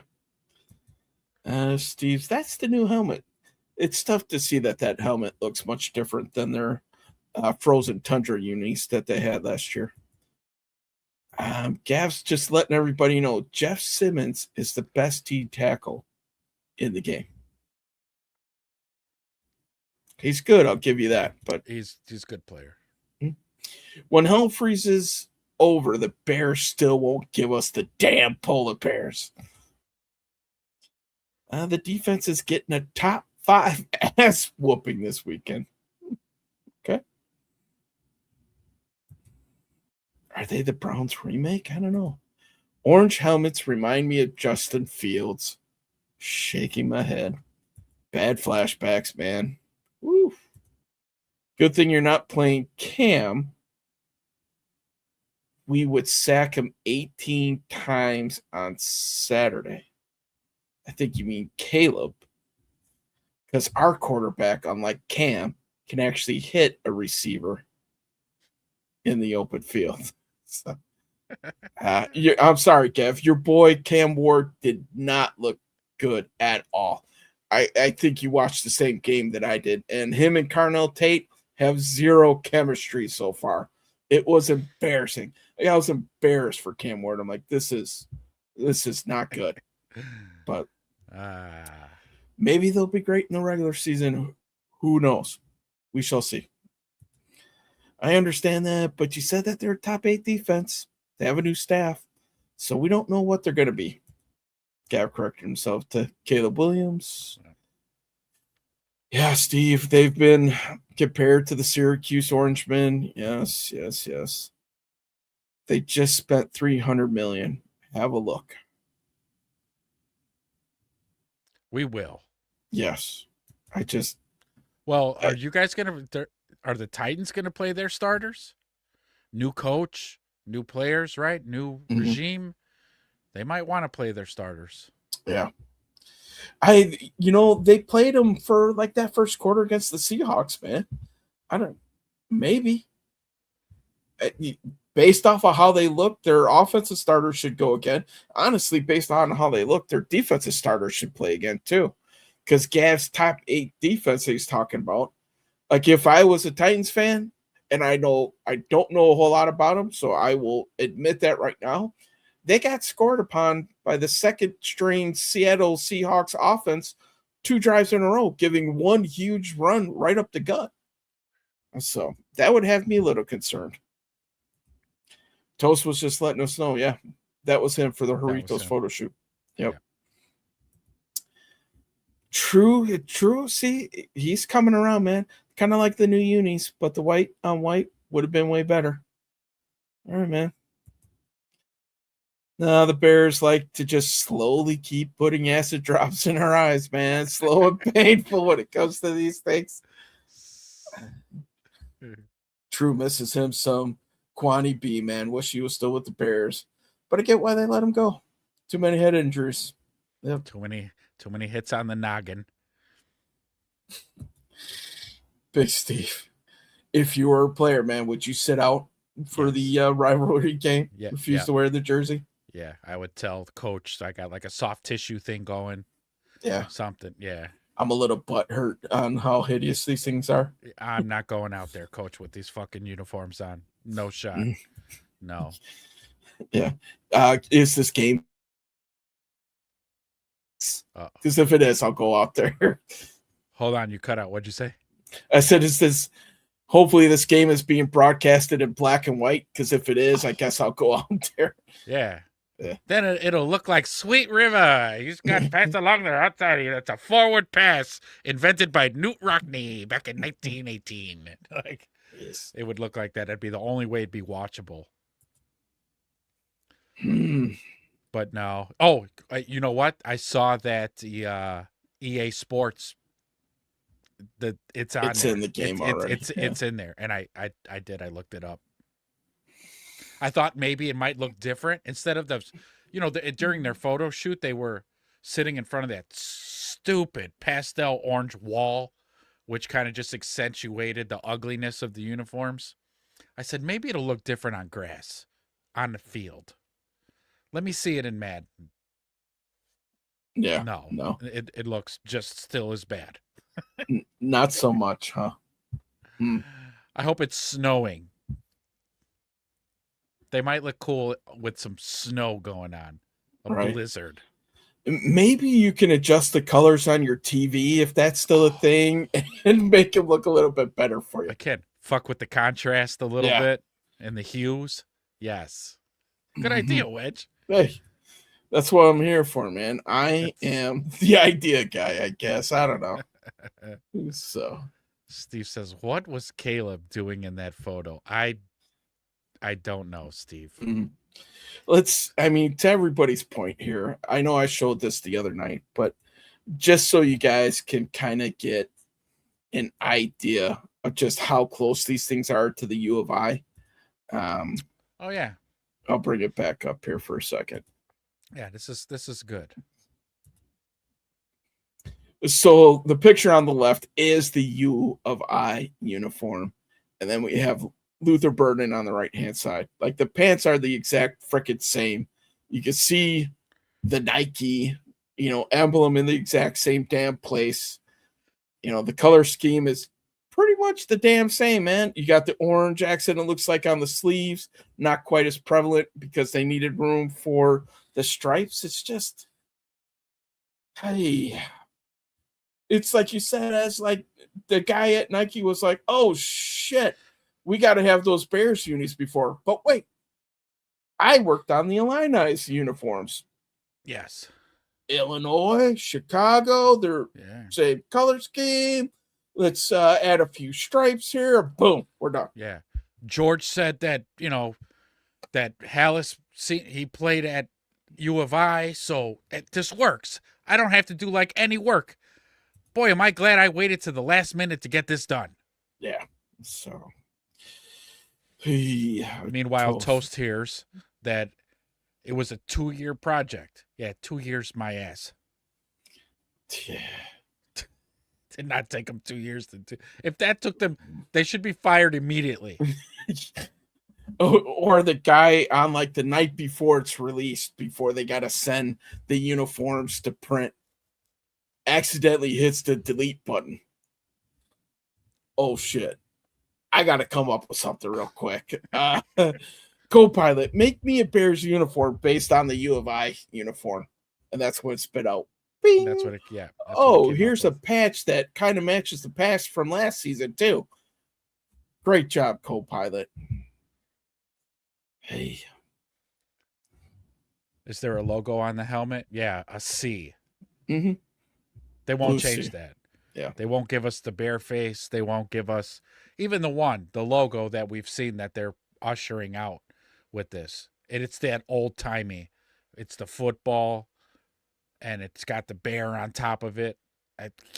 Give us that. Something. Yeah. No. I mean, no. With the way that these colleges go, like you look at Oregon and stuff, like the matte helmets look pretty fucking cool. Like, give us a matte orange or like pearlescent orange with like flake in it or something. Yeah. Spice it up a little bit, man. Don't give me just straight orange. Yeah, no. I'm telling you, George had a heavy hand in this uniform. I'm telling you. And the uglier it got, the more he liked it. Mm-hmm. Back in my day, this would be called the Bob Diggity. I don't know. Toast. Maybe the next ones will be bedazzled and have LED numbers. That would be cooler than this shit. I was going to say the same thing. Yes, sign me up. As long as the uniforms are white. Golly, man. All right. That was way too long. Speaking about the damn uniforms, thank you, whoever brought that up. Yes. Spirit. How dare you? Let's that go. has now transcended 3 shows. This is going to go on up till Christmas. Yeah. Oh, no, it's the Christmas game. Oh, we're going to have a field day that week. Oh, man, we're going to have to be spreading Christmas joy, and we're going to have to deal with that. Well, again, the best way to wash the yuck off of us from those ugly-ass uniforms is to beat the living piss out of the Packers. Yes. Belt to ass. I mean, belt to ass. Beat them by 20 points or more. And then I'll come on the post-game show and go, you know what? I like these uniforms. Bring them back. Let's run it back with these again someday. Yeah, that'll be it. But God forbid if we lose. StreamYard, clip that. It's gonna do it. It's gonna do it now. Good. Yeah. If we lose that game, are we? Oh, that's gonna be a bad look if we lose. If that comes up, man, I am replaying that clip just 24/7 to make sure you don't go back on your word.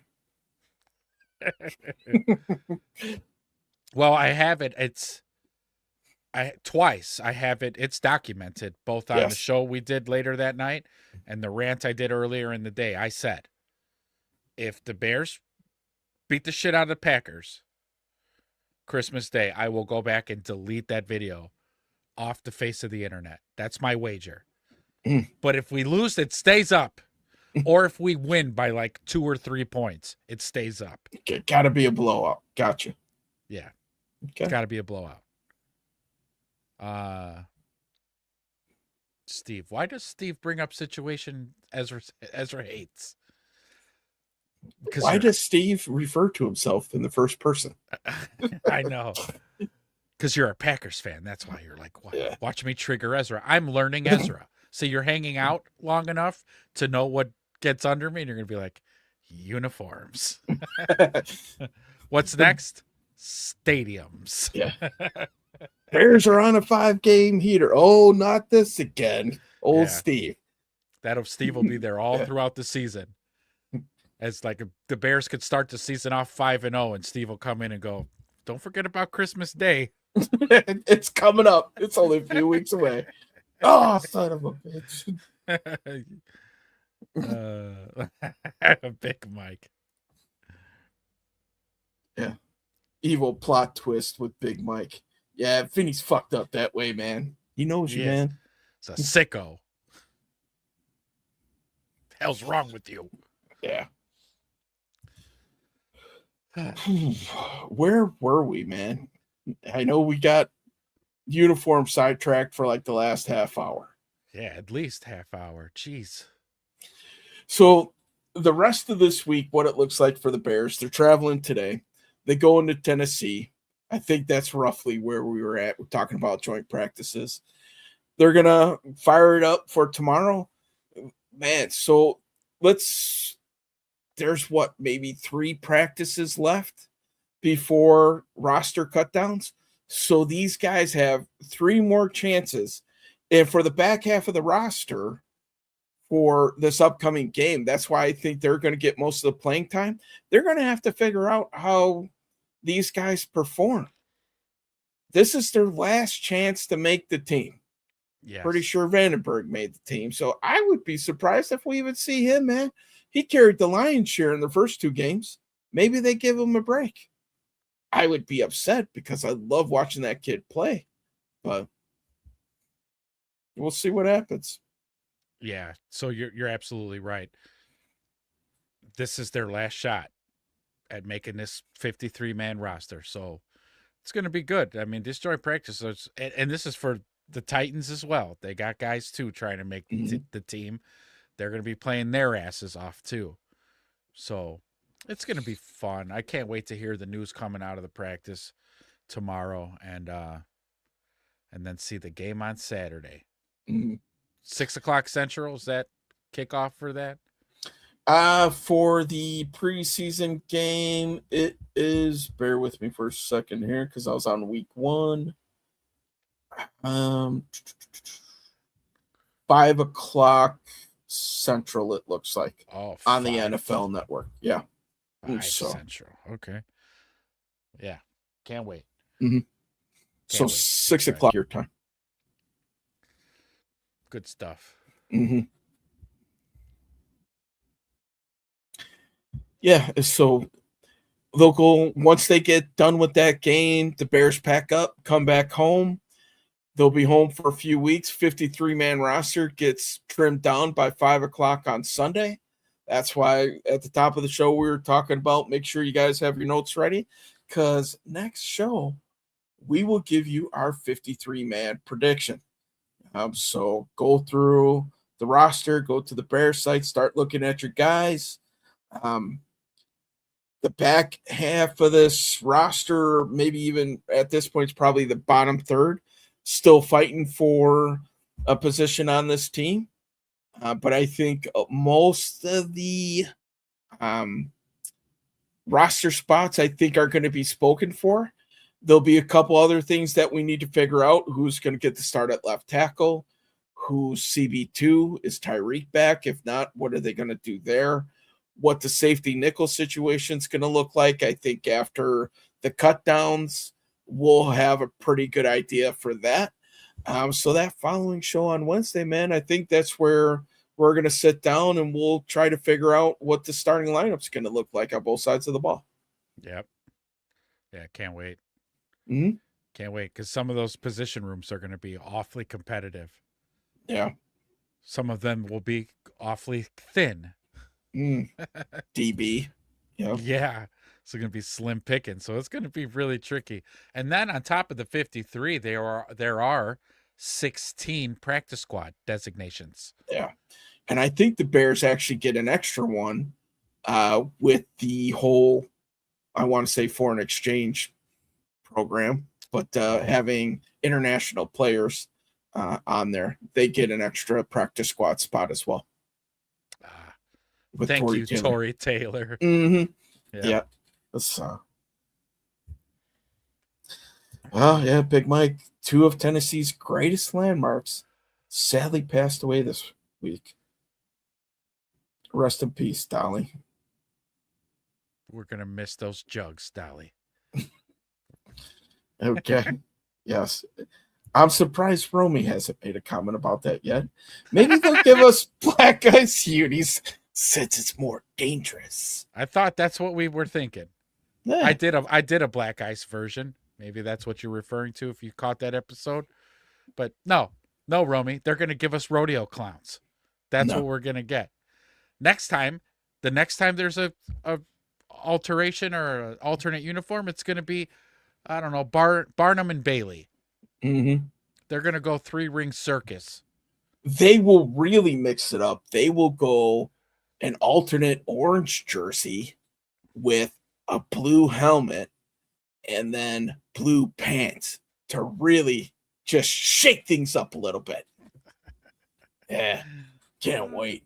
Golly, we're never gonna. That's it.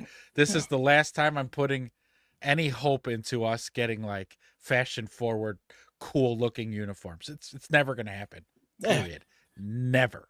So if this is a program that's going on, as long as Nike is the uniform provider, that means in another 3 years we'll have to be put through this frickin' torture again.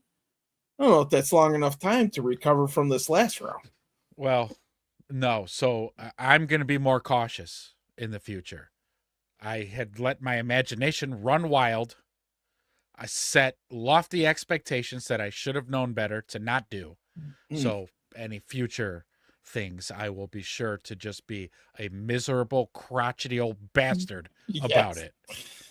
Because we will be a few years older and even more set in our get off the lawn ways, for sure. Maybe by then, man, these throwback, we'll be like, we need some throwback unis. I remember back in my day, I want the white C on the helmet. Yeah, that will be sweet. It's funny because that's what's going to happen. Big Mike wants to know who's playing nickel. So from what we heard so far, it sounds like Malik Muhammad might be starting at nickel. He's taking the reps with the ones, and is taking the ones at the other safety spot with Xavier Woods practicing with the twos. I don't know if that's temporary because Woods just isn't getting up to speed fast enough or what the deal is there. So, yep. Mm-hmm. In case you're wondering, man, they have the rivalry uniform story on the Bears website. So you can watch it again. Yeah. Hear the reason why they decided to go with that hideous uniform and be disappointed whenever you want. No, toast this with Steve now. He's just his hand is over Steve's hand, twisting the fucking knife. You're helping Steve turn the knife, Toast. Stop it. Yeah.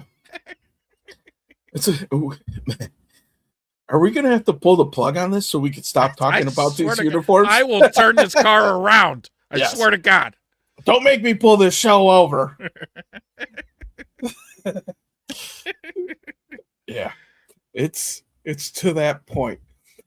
That will be the new moratorium. Stadiums and uniforms off the table. I'm done. Mm-hmm. I don't want to hear the word uniform till Christmas. Okay. Yeah. Listen, man, you're going to have one under your tree this year. I know it. I have a sneaking suspicion.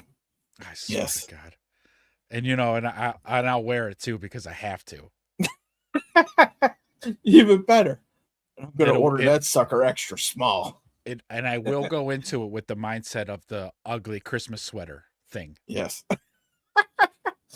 Of like, hey, Merry Christmas, look at me. I got my ugly Christmas sweater. Huh? I've got the ugliest one on in the whole room. Mm-hmm. Oh, okay, good. A question outside of the uniform coming up.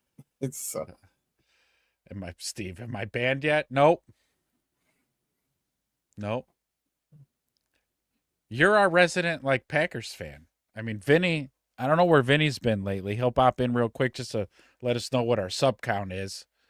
But you hang out. So again, when I'm dreaming of a huge Pat McAfee studio and there's 12 of us and me and Wedge are the ringleaders, you're our resident. You're going to have your desk with your dumb Packers helmets on there, but you're going to have your mic and you're going to be part of it. You're part of the crew, man. So sorry, Steve. Sorry, man. You tried. Yeah. You couldn't get banned here. Sorry. We're First Amendment guys here. You can say what you want. You can do whatever you think you need to say. America. We're not banning you. Yeah, until they get rid of the First Amendment,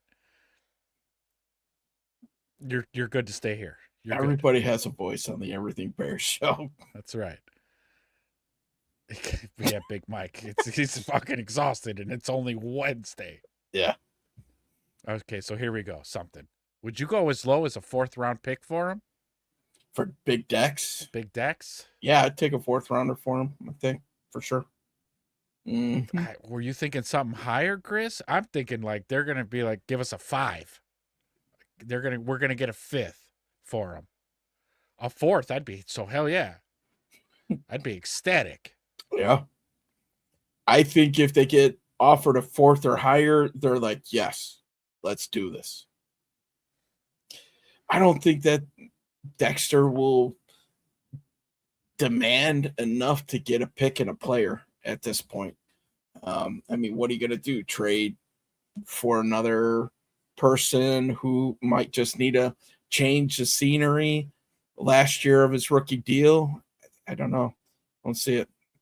That would be right to just make a lateral move. Here's our mediocre player. Give us your mediocre player. Yeah. It's counterproductive. Mm-hmm. Good question, though. If we got a 4th for him, I'd be shocked. Yeah. I'd be happy. Really happy. Let's see. Toast. Great Halloween costumes for the kids. Absolutely. Scared the shit out of everybody in the neighborhood. Oh, God. What is that? God. What are those? Mommy, make him stop. I can't see. Steve's chair will be a dunk take chair. Yeah, now we're talking, Chris. Grizz knows. Grizz is on the show. He's got a desk booked as well. Grizz is in there. Mm-hmm. Let's see. Vinny's trying to get the Joey Porter trade done. Why is that what he's doing right now? Is he streaming? Right now? For it? But Brandon Cece, or the Cece guy, I don't know if his first name's Brandon. That's what came to mind. He's supposed to be the next Jair Alexander. Why would you need another corner? Secondary's so legit, bro. Maybe him and Keyshawn Nixon. Yeah. Trouble in paradise. Yeah. Let's see. Grizz is expanding the idea. Or a chair. Hear him out. Or a chair that sits on top of a trap door. So when he makes a dumb comment. Mm-hmm. So, I like it. Chris is thinking Big Dex in a package deal for Josh Sweat, possibly. So I tried to run that past Wedge yesterday. What if they put together a nice little package deal for a player? Sweat wants out of Arizona, and the timing of him, because he was on the PUP list too, but everybody was thinking he was on the PUP because he was having contractual issues / didn't want to play there anymore, but they removed him off the PUP now. Yeah. So that's kind of, there are some little signs of some goofy things maybe could be in the works. Yeah, where there's smoke, there may be fire, man. So I think they brought him off of the pup to get ready to move him. So we also talked about this too, Jake Grizz. Like, if you don't get a good enough deal for him and you let Dex walk in free agency, do you play the comp pick formula for him? Which you might be better off doing, depending on, what he's looking like in the first part of the season. The Bears don't have a good history with comp picks. Yeah. Especially recently. You're right. So It seems like the rules don't necessarily apply to them when it comes to comp picks. No. They're exempt. Vinny went to or worked at Penn State, so he knows Joe Porter. Okay. Oh, okay. Well, good. Tyrique tell Stevenson. Me Vinny's college educated? Okay. That's something I didn't know about the guy. No. So he said or worked. So. Oh, okay. Yeah. Okay. All right. That changes things. Tyrique Stevenson and a draft pick for Porter? Man, is Porter that much better than Stevenson? Probably. I don't know. I'm just immediately, I'm like, probably, but I don't want to get rid of Tyrique. Yeah. It's Sissy. It's how it's pronounced. Sissy. That's how I'm reading that. I don't care how it's pronounced. His name's Sissy. Cisse. Yeah. Sissy. Because if you have a last name like that, it's Sissy. Sorry. Big Mike. I could have a son that dresses like a woman. I would be more disappointed if he wore that jersey. I feel that. That touches me right in the feels. Right in the feels, Mike. Yeah. Whoa. Vinny says, aka Alter Ego Steve says, Sweat is on his way to Green Bay. He wants to get reunited with Gannon. So, are you sitting next to Vinny? Are you guys sitting next to each other right now? Yeah. I mean, Jay Gris, open that trap door, man. Hit the button. Yeah. It's underneath my desk. There's a little button there where I hit it. Trap door. I would rather name my son Sissy than wear that ugly ass jersey. Mike is on one. Big Mike is on one. Doesn't like the uniforms, man. They're awful. There's only one thing we could do for Big Mike at this point, man. Yes. And let's do that. Yeah, we're going to have to give it to him, man. Boys, it's been a great night. So we shall see you Sunday when it's roster cutdown day. Breaking Bad University has the whiteout. Don't rub it in, Jay Grizz. All right, boys. We shall see you Sunday. Don't forget, game time for us on Sunday is 9 a.m. We are in regular season mode from here on out. So come see us. Make sure to hit that like. Make sure to subscribe. And then ding the bell so you don't miss when we go live like Jay Grizz did today, man. So until then, bear down.